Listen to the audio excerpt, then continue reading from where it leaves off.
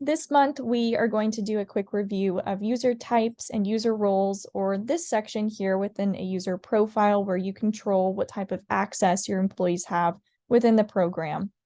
So starting with user type here, you've got 5 options in this dropdown. An administrator is someone who is going to have full access to the entire program.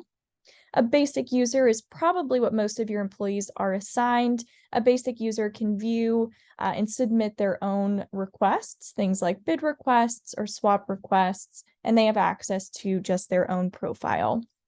A scheduler is someone that has admin access to just the schedule, so they can make updates to the schedule, things like signing people up for shifts or even removing people from shifts.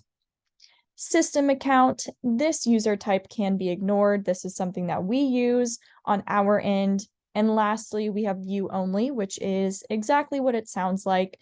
An employee assigned this view only user type will be able to log into their account, but they will not be able to make any changes. We see this used sometimes if someone is on a leave of absence, for example. Next to user type, you have time clock rights. Time clock rights are very straightforward. You're either a time clock administrator or you are not.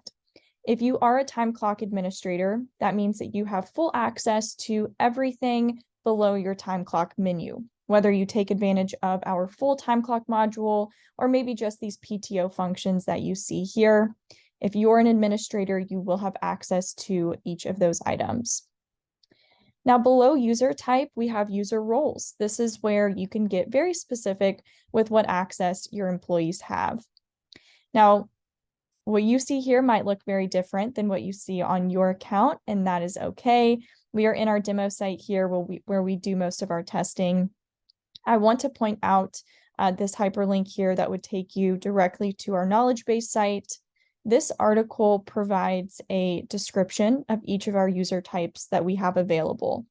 So within this article, you're going to find information on the user types that you have available now, but you're also going to find user types that you might not see on your account today.